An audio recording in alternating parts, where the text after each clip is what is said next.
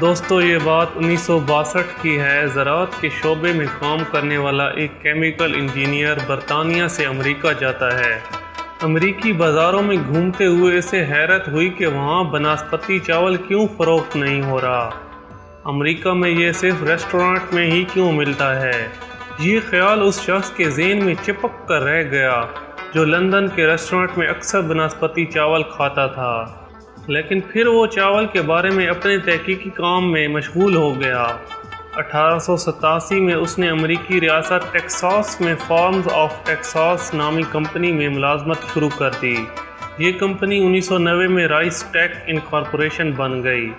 یہ شخص 100 ملازمین پر مشتمل اس کمپنی کا CEO بن گیا۔ اس وقت یہ کمپنی صرف چاول فروخت کرتی تھی۔ دوستو، رائس ٹیکس میں رہتے ہوئے اس شخص نے بناسپتی اور ٹیکساس کے چاول کو ملا کر ٹیکسمتی نامی چاول کے لمبے دانے کی ایک نئی قسم تیار کر ڈالی۔ اگرچہ یہ چاول بناسپتی کے مقابلے کا نہیں تھا، مگر چونکہ دوسرے ملکوں سے چاول درآمد کرنے کا چلن نہیں تھا، اس لیے جلد ہی یہ قسم سپر مارکیٹوں میں دستیاب ہو گئی۔ رائس ٹیک کا پیدا کردہ چاول 4 سے 5 گنا زیادہ قیمت پر بکنے لگا اور سالانہ کی فروخت $70 لاکھ تک پہنچ گئی۔ دوستو، دلچسپ بات یہ ہے کہ رائس ٹیکس نے ٹیکسمتی چاول کو ایلیفینٹ اور لال قلعہ برانڈ جیسے ناموں سے بیچنا شروع کر دیا۔ جامنی رنگ کے بعض ڈبوں پر تاج محل کی تصویر بھی بنی ہوتی تھی۔ یہ اتنا کامیاب رہا کہ CEO نے رائس ٹیک کو چاول کا سٹار بکس قرار دے دیا۔ رائس ٹیک کو اسی مقام تک لے جانے والے CEO کا نام رابن اینڈروز تھا۔ دوستو، اگرچہ یہ ایک عظیم کامیابی کی داستان ہے، مگر 1997 سے رائس ٹیک کا زوال شروع ہو گیا۔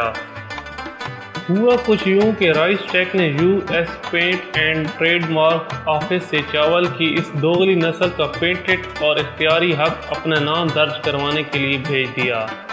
انڈیا اور پاکستان نے اس کی مخالفت کر دی، جس کا نتیجہ یہ نکلا کہ انڈیا اور پاکستان سمیت ترقی پذیر ممالک کے حق میں فیصلہ آ گیا۔ دوستو، ادھر پھر ایک مسئلہ پیش آیا۔ 1947 سے پہلے انڈیا اور پاکستان ایک ہی ملک تھے۔ جب یہ بعد میں تقسیم ہوئی تو اس کے بعد مسئلہ یہ پیدا ہوا کہ بناسپتی پر انڈیا کا حق ہے یا پاکستان کا حق ہے، اور یہ مسئلہ چلتے چلتے 2021 پہ آن پہنچا، اور 2021 میں دونوں ملکوں نے بناسپتی ٹیگ کو اپنے نام کروانے کے لیے درخواستیں دے دیں۔ GI ٹیگ ہے کیا؟ 19ویں صدی میں بعض یورپی ممالک کو خیال آیا کہ وہ جو بہترین خوراک یا مشروبات تیار کرتے ہیں، انہیں تحفظ بھی حاصل ہونا چاہیے تاکہ ان کی اجازت کے بغیر کوئی دوسرا انہیں بنا یا فروخت نہ کر سکے۔ کئی دوسرے ممالک نے بھی اس خیال کی تائید کی۔ 20ویں صدی میں فرانس وہ پہلا ملک تھا جس نے اس خیال کو عملی جامہ پہناتے ہوئے GI سسٹم متعارف کروایا اور اپنے ہاں تیار ہونے والی انگوروں کی شراب کو یہ سرٹیفکیٹ جاری کیا۔ GI سے مراد جیوگرافک انڈکشن ٹیگ ہے۔ اس سے پتہ چلتا ہے کہ کوئی چیز کہاں بنائی گئی ہے اور یہ کہ یہ صورت اور ذائقے میں اصلی ہے، مثلا سوئٹزرلینڈ کا پنیر، فرانس کی وائن، کولمبیا کی کافی اور دارجلنگ کی چائے۔ یہ ایک طرح کا پیٹنٹ ہے۔ وقت کے ساتھ ساتھ اس نظام میں پیش رفت ہوتی گئی۔ اب GI ٹیگ ہر ملک اپنے اندر بھی لاگو کرنا شروع ہو گیا ہے۔ اگر کوئی ملک GI ٹیگ کے لیے درخواست دیتا ہے تو دوسرے ملک کے پاس اس پر اعتراض کے لیے 3 ماہ کا وقت ہوتا ہے۔ اس مدت کے دوران اگر اعتراض سامنے آ جائے تو معاملہ WT کے پاس چلا جاتا ہے، جو کہ TRIPS کے تحت کارروائی کر سکتی ہے۔ دوستو، GI ٹیگ کا مقصد آج بھی وہی ہے، یعنی اشیاء کا معیار برقرار رکھنا اور نقلی اشیاء کی فروخت سے روکنا، مصنوعات بنانے والوں کے مفادات کا تحفظ اور صارفین کے لیے معیاری چیزوں کی فراہمی کو یقینی بنانا ہے۔ انڈیا اور پاکستان کے درمیان GI ٹیگ کا جھگڑا کہاں سے شروع ہوا؟ دوستو، ہوا کچھ یوں کہ بناسپتی چاول کے GI ٹیگ کے لیے انڈیا نے یورپی یونین کو درخواست دی۔ یہ بات اس وقت سامنے آئی جب یورپی یونین نے 11 ستمبر 2020 کے سرکاری جرنل میں اس کا ذکر کیا، اور اس وقت یورپی یونین نے انڈین بناسپتی کو ٹیگ جاری کرنے کا جائزہ لینا شروع کر دیا تھا۔ جب یہ خبر شائع ہوئی تو پاکستان میں ہلچل مچ گئی، کیونکہ وہاں بھی بناسپتی چاول پیدا ہوتا ہے۔ انڈین بناسپتی کو جی آئی ٹیگ ملنے کا مطلب یہ ہوتا کہ انڈیا میں پیدا ہونے والا بناسپتی چاول ہی اصلی بناسپتی چاول ہے۔ لیکن دوستو پاکستان میں بھی بناسپتی چاول جو ہے بنایا اور تیار کیا جاتا ہے۔ اس تناظر میں پاکستان نے 5 اکتوبر 2020 کو انڈین دعوے کی مخالفت کا اعلان کر دیا۔